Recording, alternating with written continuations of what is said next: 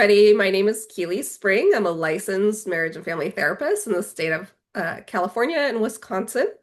And this is my podcast where I speak to the talented, wonderful clinicians all around the country and get to know kind of their practices and what they do. And hopefully, for you, the audience, pull back the curtain about what we're doing and why we do what we do and make it a little bit more tangible and Mm. understandable.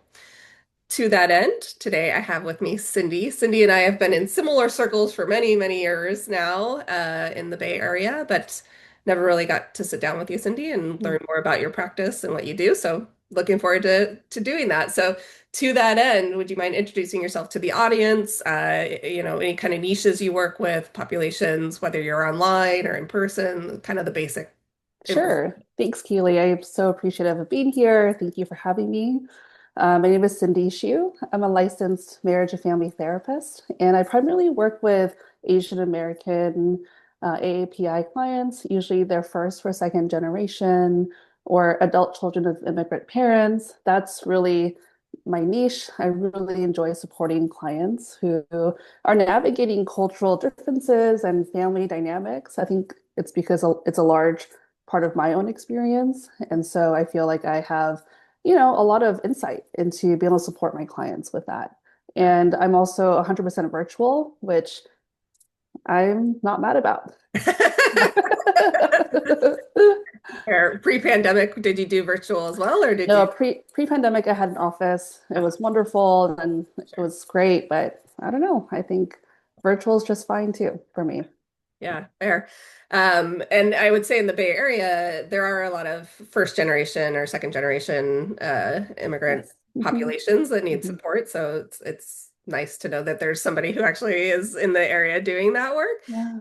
To that end, would you mind if there's what kind of like t issues might come up in that population that might be unique or kind of that you have a specialized lens that kind of really helps navigate? Yeah, I think a lot of my clients have recurring themes of how to maintain their own individuality while maintaining connection to their family system. And it's always difficult. I have clients who struggle with sharing about their careers or their relationship choices or their life decisions with their families for fear of judgment or criticism or just it not um, matching to their parents' expectations of them, Mhm. right? And whether there's a cultural barrier, a language barrier, all of that creates complexity Mhm. to that. Yeah, Mhm. fair. Yeah.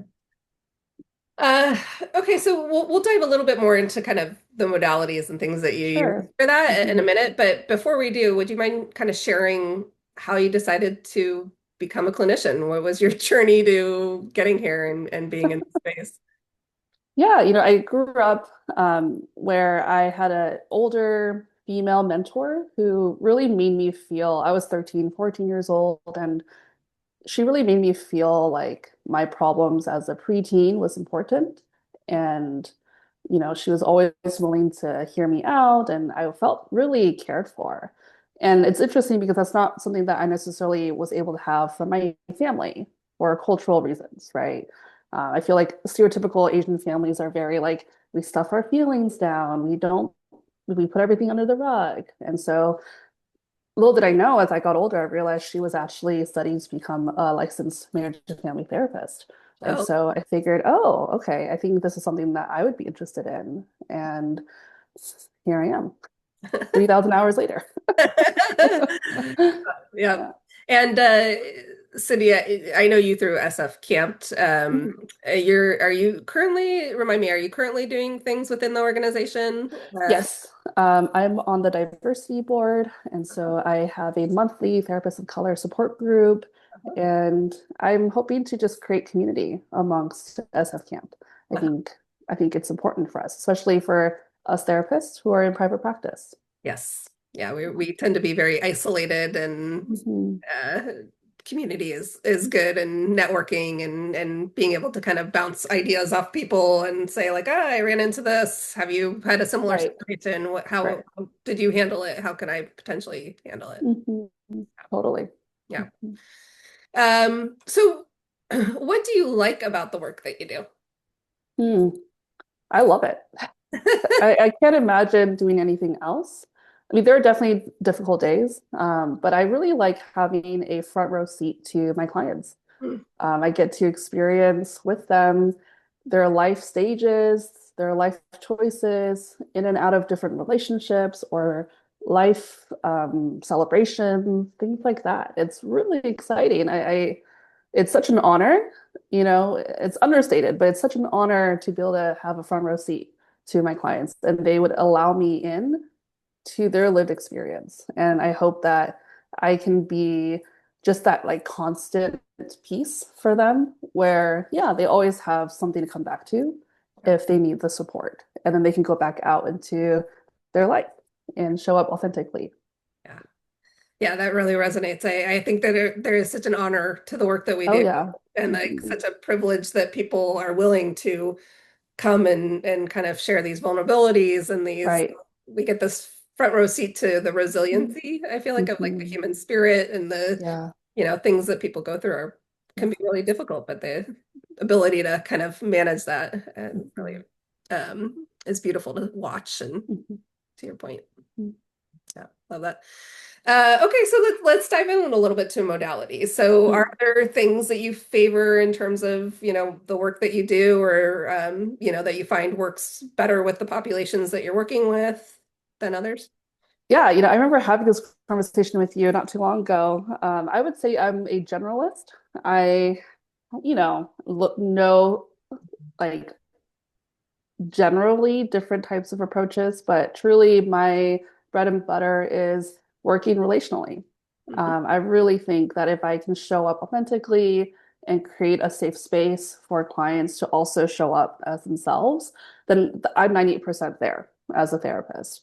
Um, I think it's really powerful to see clients through their through an attachment lens and how they were raised by their caregivers, by their own environment, how they are, like shaped by their own relationships. So very relational, very attachment oriented. And yeah, I'll sprinkle in some of the acronyms CBT, DBT, ACT, and things like that. But um, I think the right fit therapist with the right fit client, that's where the magic happens. Yeah, yeah, yeah. I agree. I believe. Yeah, we were talking about this at the holiday party. Mhm. Um, And I agree, and I find attachment work, tends, at least in my practice, tends to be a little bit of longer. Yes. Somebody comes in with like I'm having anxiety about this specific thing or whatever. It tends to be at least a short Mhm. course of treatment. Do you also find that the attachment work just takes a little bit longer because it is more of a fundamental to how we kind of show up in relationships, and Mhm. it takes a little bit longer to kind of heal that and Mhm. figure out Mhm. where to Mhm. go with it. Yeah, sometimes I'll get consultation calls where they're saying, okay, well, how many sessions will I feel better? Yeah. What can I expect by session 5, session 10? And, you know, I always get really excited when I hear these, questions because I get to reframe it, right? And say, well, therapy is a process, it's a journey, and it's really what you make of it. And I can't prescribe to you what session 5 will look like, but I can strongly guarantee that when you look back, you'll feel like, wow, you've come a long way. And that's coming back to yourself, Yeah. right? It's not something where I, as a therapist, have all these answers for you. It's actually encouraging you as a client to tap into your own inner self and to be able to derive awareness, reflection, and agency, Yeah. right? Yeah. I completely agree. I think people, and I think in today's society, right, people expect kind of like a quick fix or Quick there's fix. some sort of, Mm-hmm. yeah, like I'm checking the box and then that's just going to get me.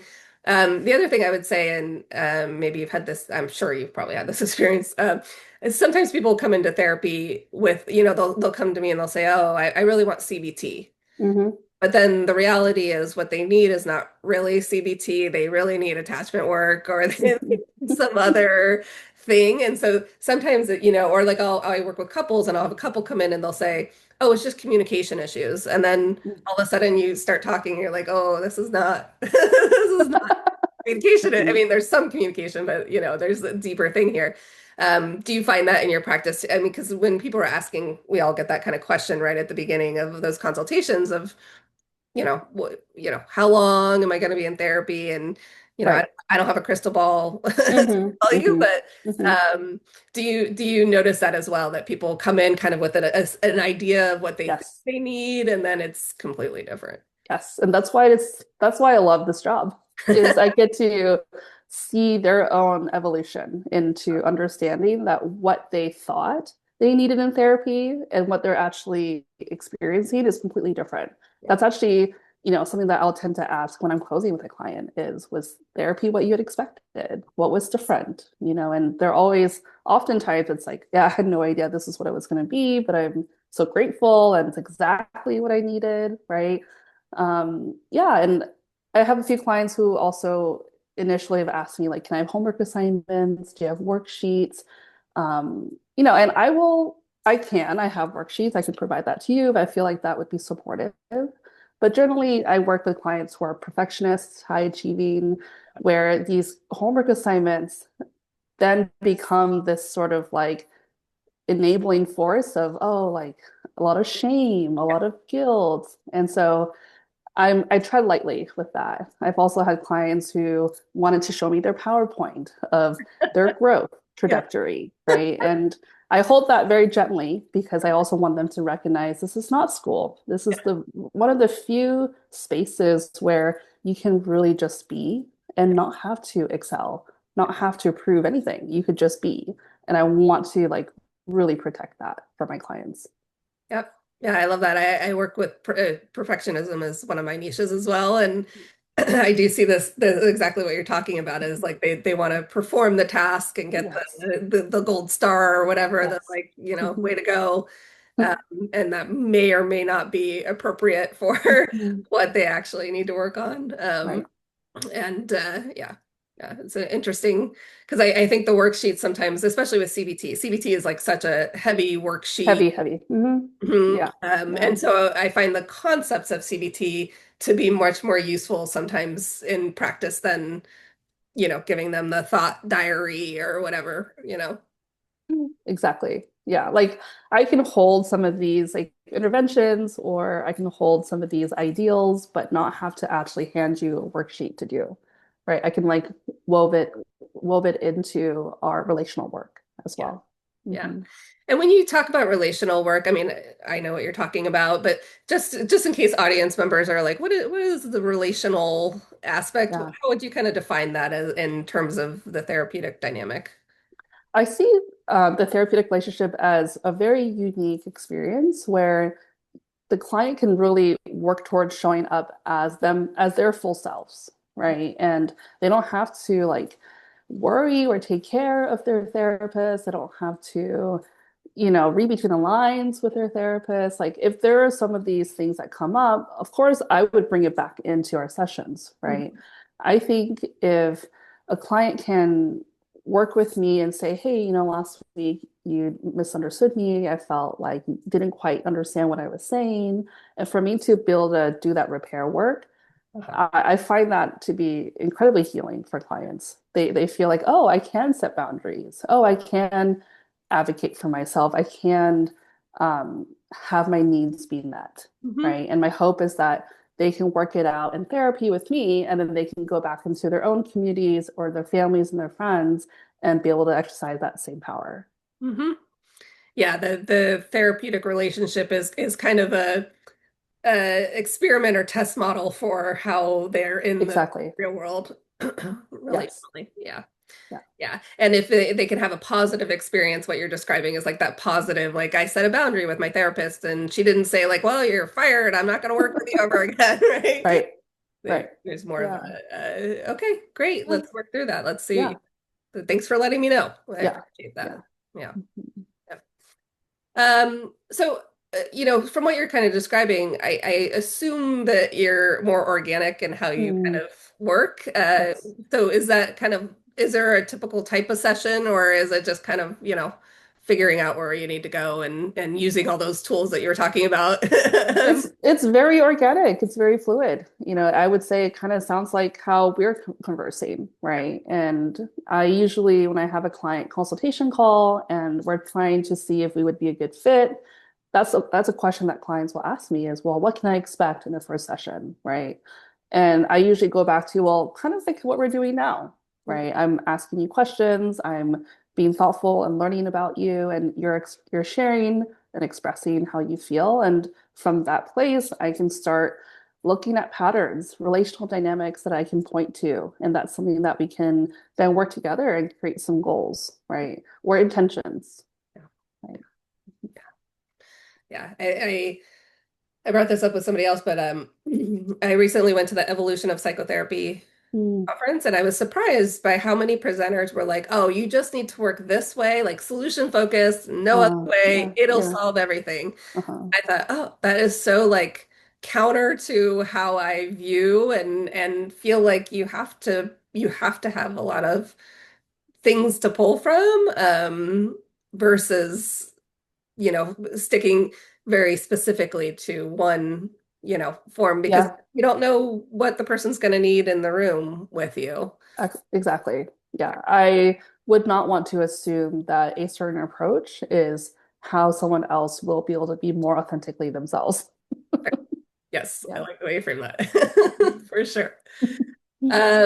Okay, so are there things that still surprise you about the work that you do or about therapy in general? Hmm. How much I'm growing as a therapist and how much more I can grow, Uh-huh. right? I think clients are a mirror to me, just like I am to them. Yeah. And so sometimes clients will bring up things about myself, about my family, about my community. And that's something that I'm able to get support from within just like my own mentors, right? And so I think being a therapist is ever evolving for both the therapist and the client. We're never stagnant. There's always something new to learn, something to uncover. And I think that's what makes this, you know, this job, if I could even say that, a job feel so personal and tailored to what I feel is most authentically myself. And Mhm. that's why I appreciate it. I can't imagine being an engineer. I don't know anything about anything like that. Yeah.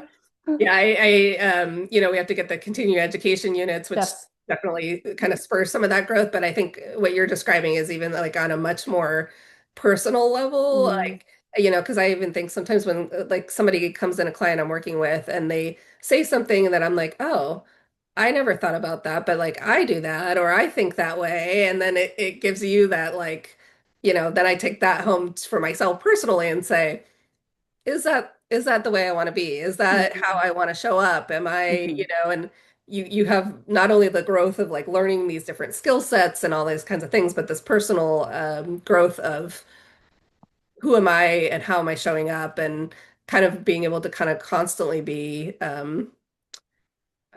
bettering yourself is not the way I would mhm, frame that, but like, mhm. like really kind Yeah. of learning about yourself and how you're being too. Like I think clients teach us a lot about Mhm, who we mhm. are and how we show up as well. Right. I think my own journey, the decisions that I make, the relationships that I have, all contribute to how I show up as a therapist. And so I think my own evolution would only benefit um, just the therapeutic relationship. Yeah, Yeah. yeah, I agree. I agree. It's very holistic. Hmm. Uh, are there things that you wish people knew or understood about therapy? That's still kind of you hear out there in the world, and you're like, oh, Ugh.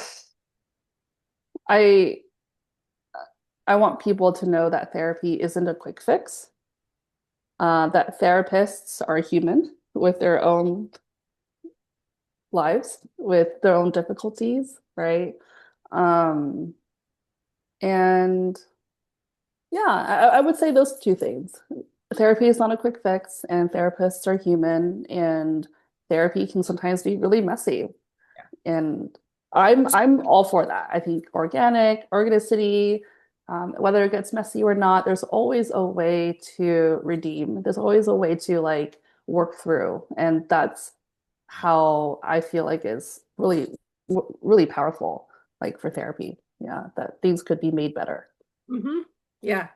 I resonates a lot. I think sometimes people don't want the messy, and I even in my Mm, intake form or when I go over my, first session, I'll say like, you may leave here not feeling great because right. it's gonna bring up stuff, and things are gonna probably feel disorganized or chaotic or different as you start to kind of incorporate some of the stuff that we're talking about, and that's actually normal. And that's, it's a process, it's a journey. Mhm. It's not gonna be this like check a box next one. It's not going to be like boxed up with a bow, right? Sometimes sessions will feel abrupt Yeah. where things are unfinished, right? Yeah, I've ex at this point I've experienced the whole gamut of, closing with clients, things feeling unfinished, things feeling really good, and clients wanting to stay even when, you know, they are ready to fly, to move on, right? I've seen it all. And so Yeah. it's such an interesting position to be in. It Yeah. is. It is. I have one person that I work with that I have told repeatedly they're fine. Yeah. Don't need therapy. Yeah. And she's like, but can we just check in every month? Like, it makes me feel good. And I'm like, Hmm. okay, but just so we know, I'm telling Hmm. you, Hmm. you are Hmm. okay. Hmm. If Hmm. you don't want therapy, you're fine. Yeah. Your goals we've gotten to, but each person is unique. And Yeah. she always jokes. She's like, yeah, I tell all my friends that my therapist keeps trying to fire me. And I'm like, well, uh, I mean, I like her. I enjoy Yeah. hanging out with her. I think she's Yeah. wonderful. Personally, I think, she's great. But I mean, I think coming from a relational perspective, I think even a monthly check-in could be really special, just so this person knows that you're in their corner regardless, right? That should anything come up, your door is open, yeah, right? sure, for sure. Mhm. Yeah, I think sometimes people think of a therapy, to your point, like there's this like rigid kind of way in which we do it, but it's really a process, and each person has this unique. I literally have no problems. I just think it's funny that she, constantly giving it this way that I'm trying to fire her. Um, but Yeah. there are things we check in on. There are things that come up. She wants to bounce off, and that's great, Mhm. But Mhm. yeah, it's each person is a journey, and it's often messy and not linear for the same path for anybody. And to Right. your other point too, we are human. People Mhm. forget that. Mhm. We forget that. Mhm. And sometimes I'll have a client that comes to me from somebody else and they'll say like, Mhm. "Oh, but this therapist did," and I always default to protecting the therapist because Mm. I'm Okay. like, Yeah. I don't know what, I mean, I wasn't there. I don't know Right. what was happening. And then Hmm. sometimes there's egregious things that I'm like, okay, that's fair. Right. That's fair. But Uh-huh. you may have had this experience too. Sometimes I'll have somebody come back to talk to, like somebody I'm working with, and they're like, "Oh, when you said the thing about this, and that," and I'm thinking, that's not what I meant at all. Mm. And Hmm. so sometimes that's kind of where my mind goes of like, I want to give other clinicians the benefit of the doubt that maybe they had a human moment or they were, Right. something was going on in their life or, we're human. We're human. Yeah. We're not going to do it. We're not going to do it perfect. Yeah. Yeah, and I think that's what makes it sometimes there's tension in the therapeutic relationship, right? Because, we are human. And, if I'm taking a new client on, we're starting from scratch. I don't even know what your middle name is, right?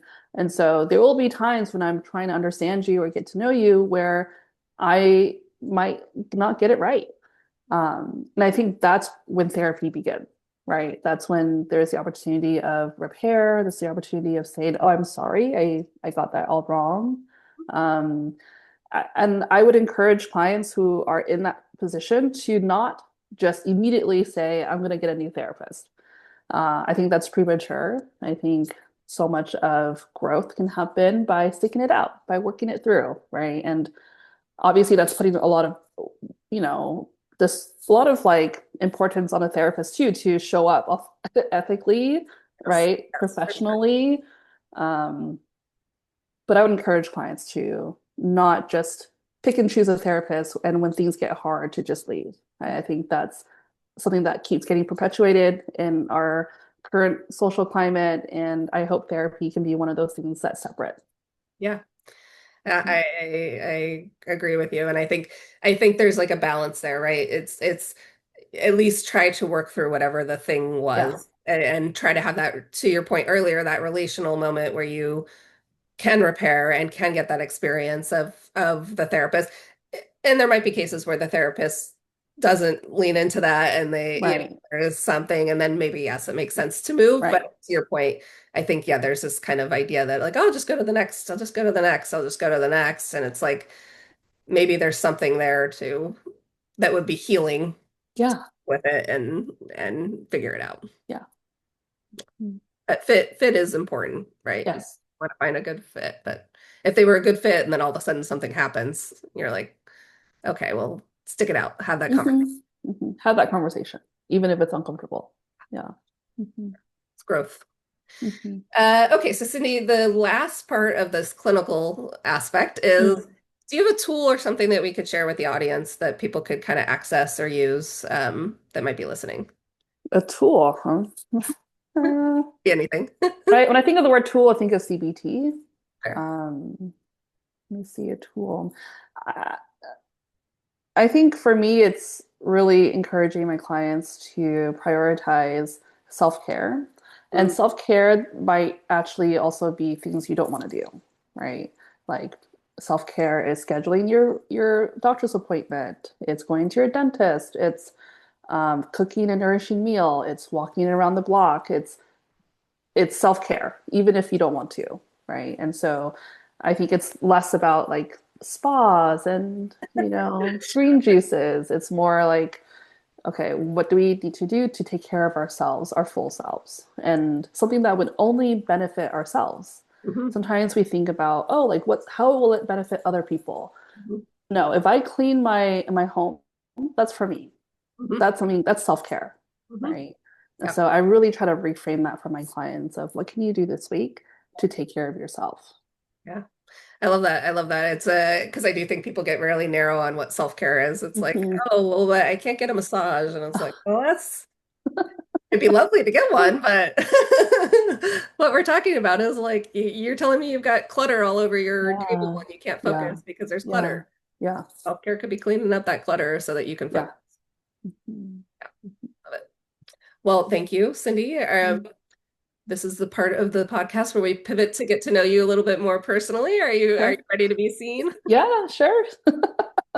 So the first question is, what is something that's making you happy right now?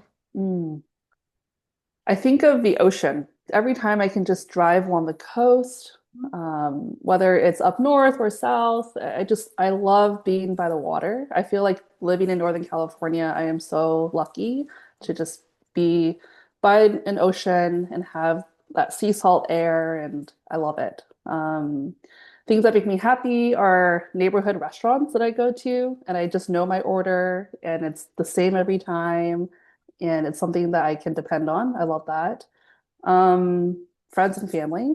I think as everyone gets older and time is busy, I just feel like, wow, I really do appreciate when we do gather Uh-huh. because I realize how difficult that is now. So those are the things that make me happy. Nice. Nice. Did you grow up near water? Uh, Born and raised in San Francisco. Oh, Yeah. yeah, always.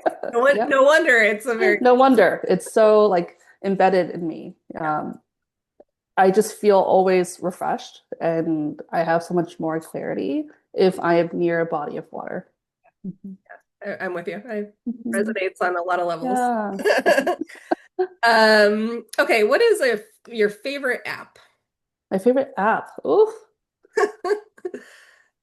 I would say I am very much on Instagram and TikTok, Okay. Uh-huh. Do for you find better or for personal? worse. Yeah, business Uh, or personal or both? Personal. Okay. Personal. I don't have, I mean, I don't really use Instagram or TikTok for my professional use.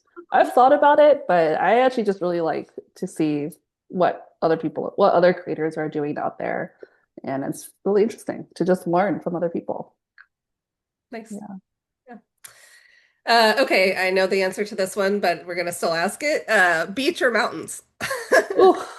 Can I say both? You can, you can. I figured you'd go beach, but both is good too. Yeah, I would love both, but yes, I would say the coast. Um, yeah, Yeah, coast plus mountains. yeah, yeah. In Northern California, we kind of have that Yeah, coastal mountain, like, I live yeah, in Pacifica, so it's like the yeah, cliffs exactly. right down to the water kind of thing. Right. Uh, what is one thing that movies never get right? One thing that movies never get right. Hmm. Uh, sometimes endings. Okay. Tell me more. What do you mean? Sometimes I feel like a movie is so like you're so invested, you're understanding, you're right there, and then it just ends on a flat note, Mhm. and you're thinking that's it, Yeah. that's all I get. So Mhm. I would say, yeah, sometimes the endings aren't quite right, in my opinion. Sometimes I like to recreate a story, like, oh, this ending would have been better, or Yeah. that should have happened. That person shouldn't have, experienced that. And yeah, I would say endings Yeah. are something that are a sticking point for me with movies. Fair, fair. This isn't quite a movie, but did you watch Stranger Things? Yes, Are you caught up? I am caught up. Okay. So you watched the finale and everything. Yes, yes, Because I was just reading an article about the creator, the director, and Elle's journey right at the end there. yes, yeah, And his thing was like, well, you can decide if she does do that or if she right. died. And it's like, Yeah, what? yeah. I have to decide. I have to You can't just tell me. decide. That feels like a lot to put on the Yeah, audience. yeah. Yeah. Especially because it's been such a journey, especially Yes. with Stranger Things. Years have passed in between each season. So it's just, yeah, You're invested I'm in. invested. Yeah. Yeah, I agree. Okay, what is the best way to relax for you? For me, it's solo traveling. Mhm. Mhm. I really enjoy traveling in general. My preference is international, and that's something that I love to do. I was in Paris and London uh, late last year, and then um, Korea and Taiwan. So yeah, I definitely try to travel where I can, maybe not internationally specific, but yeah, I feel most me when I'm just out and about Mhm. experiencing new culture, problem solving for any given reason that's out of my routine and taking the punches as it comes. I feel like traveling really allows me to like, well, that didn't happen. So that's okay. It's to learn how to accept when things are not ideal. Yeah. Yes. Yeah. And I Mhm. think when you travel, you see so many ways other people live and experience Yeah. the world, and it kind of puts into perspective like the creature comforts or the things that we're used to Yes. do, right? And Oh, yeah. you're like, oh, yeah, they're just focused on a different thing, or they don't have the Mhm. resources that we have, and Mhm. it Mhm. kind of I don't I feel like it. I love travel for that reason, like the humbling. Like I'm thinking of, like Peru, Yes. like Yeah. like the Yeah. houses were not complete because they didn't Right. have to pay taxes if they didn't complete the house, and I was like, Wow. I'd have a really hard time living in a house, Yeah, our creature comforts. Yeah, right? it is humbling to really see how in different countries the expectations are different. And, I always want to make sure I can adapt. I think that's an important quality is to adapt and to practice acceptance. Hmm. Yeah. Yeah. Yeah. Well, so it leads beautifully to the next question, which is what's a dream trip location you'd like to go to? Dream trip. Oh my gosh. I would love to go on a safari, Oh, and nice. just see like the Great Migration. I love animals. It would be really cool to go to Yellowstone in Uh-huh. the winter. Um, I don't know. Anywhere would be great. But also San Francisco, the Bay Area, I couldn't be luckier. Yeah. I love this place. So, it's I'm in a good situation. I'm living in the best city, in my opinion. Fair. Yeah. It is a lot to offer. I feel like the Yeah. Yeah. is. Yeah. Yeah. Yeah. Okay. What advice would you give your younger self? Hmm. To just take the next step. I think as a young person, I always thought I needed to have all of my ducks in order before I would do something. And that I was, I'm a recovering perfectionist. And so I would just tell my younger self, just do what you can and learn to be compassionate with yourself in the process. Because I don't think anyone knows what the future holds. And if we could just take the next step and then the next step, we'll look back and see how far we've come. And that in of itself is something to be really proud of. Yeah. Yeah, I love that answer. I am also a recovering perfectionist. I always remind myself that I'm working on imperfection because Yeah. whatever is good enough. But to that end, perfectionism, one of the things that people get stuck is you can't see the where you want to go, and so or like how to get Mhm. there in Yeah. the way that you think. Yeah. And so you get kind of stuck. And so I love kind of what you're saying. It's like kind of the anecdote to perfectionism in a lot of ways Hmm. is like you just take a step. I'm constantly telling people like just Hmm. take a step now. Like stop Hmm. worrying about whether or not it'll meet the expectation and really kind of just sit in the moment of Yeah. step Yeah. can I take right now? Yeah. I love that advice. It's good. Yeah. Fellow recovering I perfectionist. know. Um, okay, so out of the four seasons, which one is your favorite? Hmm. Can I say I love all? Sure. I would say fall. I would love to go visit like the East Coast this fall and see just the changing color of leaves. I would love that. Winter, snow. Who doesn't like snow? I mean, I don't do snow sports, but just to see snow would be wonderful. Summer would probably be my least favorite. I'm not great with Like, heat, with just warmth. uh-huh, uh-huh. Even the Bay Area summers, which are not quite summery. Yeah, Bay Area summers is just fine for me, but anywhere else, I can't. I'm sorry. I've talked to a couple people in North Carolina and stuff, and they're like, it's hot and humid. And Yes, yeah, it yes, does not yes. sound No, mm-mm. with you Not for me. for sure. Okay, what would be the worst superhero power to have? Worst superhero. Yeah. Oh, man. Is there any worst superhero? I mean, if you're a superhero, that means all of your powers are superhero powers. Yeah, I would argue that they could all go wrong in some way. You know, Mhm. too much of a good thing, maybe.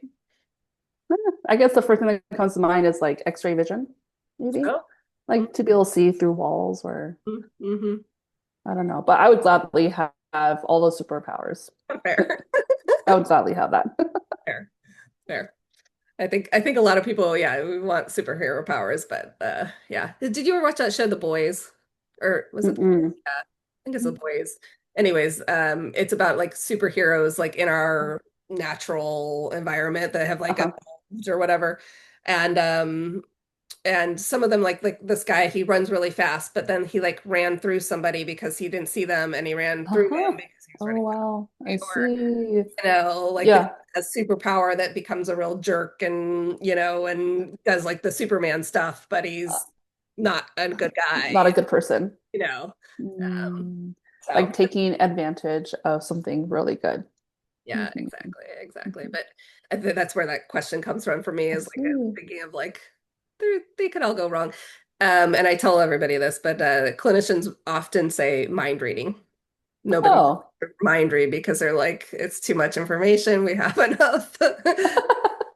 So, I actually wouldn't mind it. Wouldn't mind it. I honestly wouldn't mind it. I think it would make my job a little bit easier. Yeah. fair. That's a hot new take. Mm. I like it. I like it a lot. Okay, so final two questions here. What is an animal that resonates for you? I don't know. I would say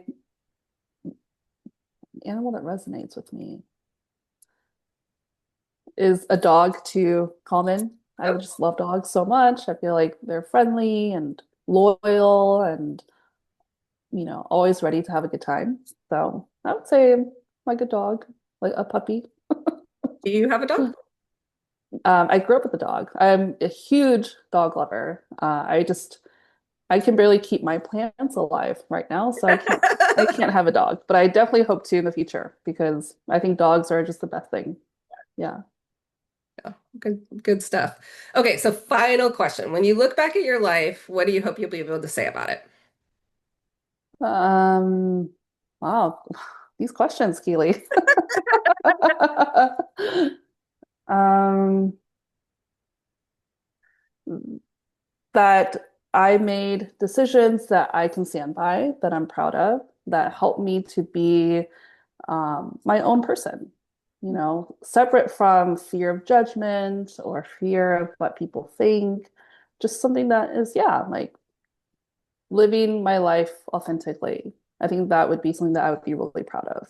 Mhm. Even if people might not understand the choices I make, but it's something that I can stand by. I think that would be really cool. Mhm. Great answer. Great answer. Thank you, Cindy. You're officially seen. Thank you.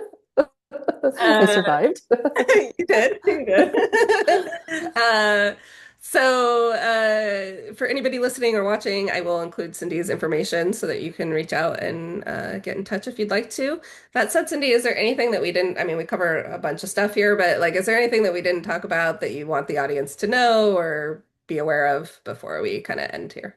No, I think your questions were super thorough, and I feel like I was able to really express how I feel both professionally and personally. And I welcome just anyone who, if they're connecting to our conversation today, that encourage them to reach out. And I think a consultation call can go, it's a nice opportunity to connect with a therapist, and I can offer resources as well. Mhm. So, yeah, Love it. Well, thank you again, Cindy. I really appreciate your time. thanks, Keely.